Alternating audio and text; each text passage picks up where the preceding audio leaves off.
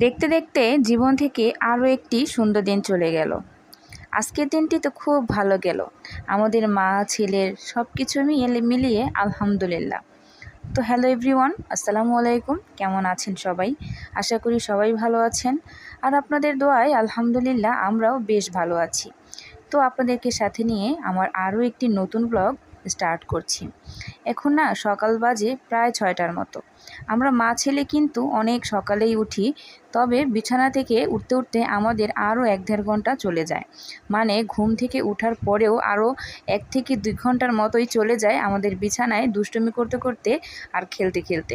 তো মা ছেলে সকালবেলা উঠেই কিন্তু এই যে কথা বলতে শুরু করে দিছি। আর আমাদের সকালবেলা হলেই অনেক কথা থাকে। রাত্রিটা শেষ হলেই আমাদের যখন ভোর হয়, আমাদের মা ছেলের অনেক কথা শুরু হয়। এই কথাগুলো শুধু আমরা মা ছেলেই বুঝি। আমাদের এই কথাগুলো কিন্তু অন্য কেউ বুঝবে না। আমার এই পুচকুটা না ভোরে যখন ওঠে তখন ওর মনটা না খুব বেশি ভালো থাকে।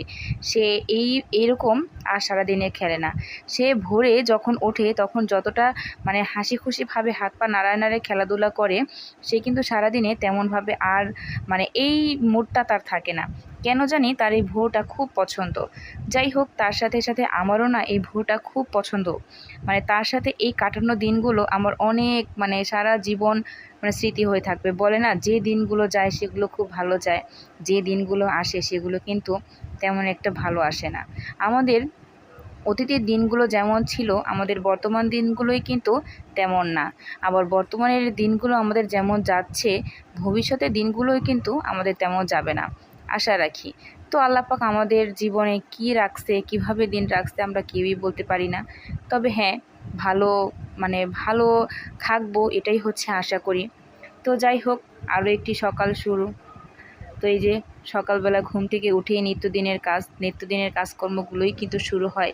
যেহেতু আমরা গৃহিণী, তারপরে হচ্ছে 2 বাচ্চার মা, 3 বাচ্চার মা, তারপর হচ্ছে 1 বাচ্চার মা, সবই কিন্তু এক টাইপেরই সাংসারিক জীবনযাপন আমাদের নতুন করে শুরু হয়। একটি দিন শুরু হয় আমাদের সংসারের নতুন কাজকর্ম দিয়ে শুরু হয়।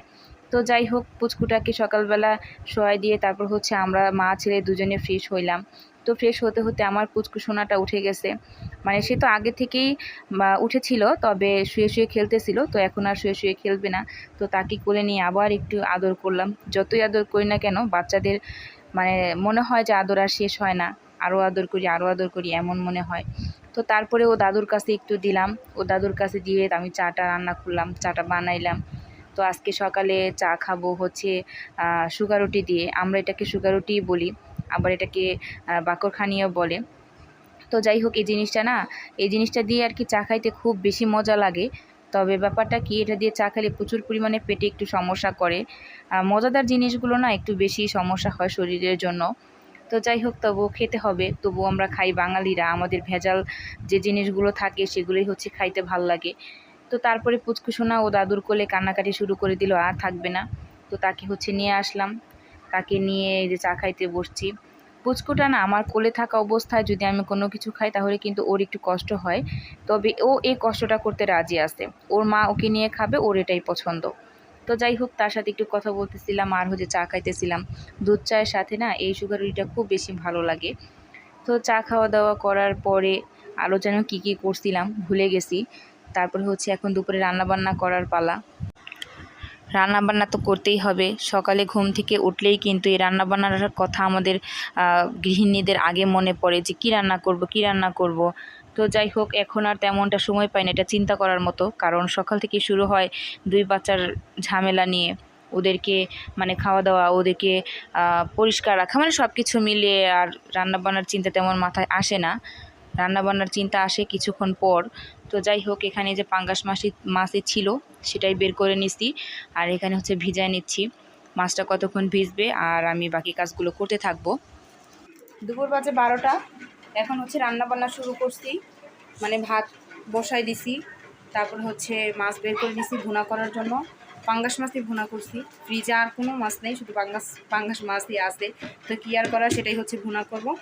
আর হচ্ছে 2টা লটকা শুটকি মাছ আছে, এই যে লটকা শুটকি, এটা হচ্ছে আজকে ভুনা করব আমার জন্য।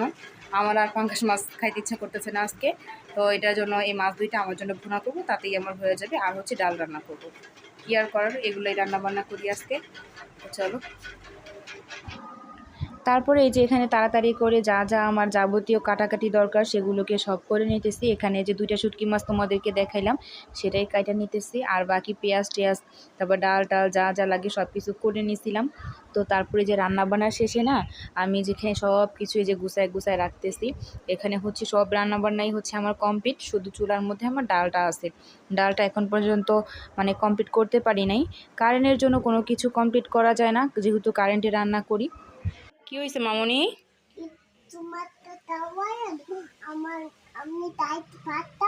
খাইতে পারতেছো না?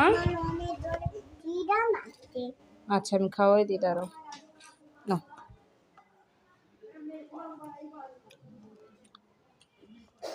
পাঙ্গাস মাছ ভাজছি, এখন প্রচুর পরিমাণে ক্ষুধা লাগছে, তাই না মা? এই জন্য বলতেছি যে আগে একটা খায় নাও, কারণ দুপুরে আবার খাইতে খাইতে দেরি হবে। তাড়াতাড়ি যাবো, তাড়াতাড়ি। ভাইয়া কান্না করতেছে, নিতে হইব ভাইয়ারে, তো শেষ কর বাবা। তারপরে যে সব কাজকর্ম আমার শেষ করে আমার মেন কাজ আজকে, এটা হচ্ছে আমার মেন কাজ, মানে আমার বাচ্চাদের জন্য আমার যে কাজটা করা হয় সেটাকেই আমার মেন কাজ বলে মনে হয়। ওরা হচ্ছে আমার আগে। তো এই যে এখানে হচ্ছে ওকে মুছাবো আজকে। আর এখানে যে দেখো যে ডালটা, যেমন বললাম ডালটা কিন্তু আমার কমপ্লিট হয় নাই। ডালটা রাইস কুকারে দিছিলাম, তবে ওখানে না হয়ে গেছে, মানে কারেন্ট চলে গেছে, তখন ডাল আর মানে হবে না এরকম। তো এই যে এখানে বসাই দিছি তাই চুলার মধ্যে। আর এদিকে যে পাঙ্গাস মাছ ভুনাটা হয়ে গেছে, তারপর হচ্ছে শুটকি ভুনাটা হয়ে গেছে। দেখতে একটু কালো লাগতেছে, তবে খেতে কিন্তু খুব মজা হয়েছে, বাস্তবে কিন্তু কালারটা এরকম না। আর এখানে যে গরম গরম ভাত, আর ওকে হচ্ছে আজকে একটু মোছাই দিব বাবুকে না আমি প্রতিদিন এখন পর্যন্ত গোসল করাই না, ওকে প্রতিদিন একটু একটু মোছাই দেই, মানে ওকে ডেটল দিয়ে প্রতিদিন গরম পানি করে কুসুম গরম পানি করে ওকে মোছাই দেই, আর একদিন পর পর ওকে গোসল করাই দিই। আর যদি প্রচুর গরম পড়ে তাহলে দেখা যাচ্ছে একটু মানে শুধু পানি মানে গরম করে ওকে শুধু একটু হালকা পাতলা গোসল করাই দিতে, তখন আর সাবান ব্যবহার করি না, ছোট বাচ্চা তো এখন পর্যন্ত ওইভাবে পানিটা একটু অ্যাভয়েড করতেছি। যতই গরম হোক শরীর তবে আমি মোছাই দিই প্রতিদিন, এটা মাস্ট, এটা করতেই হবে। ঘামে টামে তো এটার জন্য প্রতিদিন মোছাই দিলে ঘামটা একেবারেই হয়ে যায়, আর একটু ফ্রেশ ফ্রেশ লাগে, ওদের ভালো লাগে।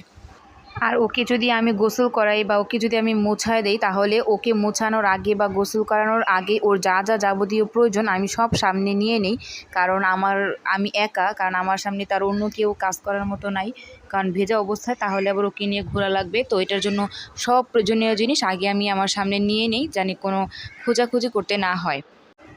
আর এই যে এটা কিন্তু ওকে মোছানোর পরে ওকে আমি বলতেছিলাম যে দেখছো, মোছানোর আগে তো একটু ঢং ঢং করো, আর এই যে মোছানোর পরে কতটা ফ্রেশ লাগতেছে তোমার। আর আমার দিকে এমনভাবে তাকাইছে, বাবারে বাবা, আমি একটু সময়ের জন্য ভয় পেয়ে গেছিলাম। তো যাই হোক, মোছানোর পর কিন্তু বাচ্চাদের খুব ভালো লাগে, আর ওরও কিন্তু খুব ভালো লাগতেছে।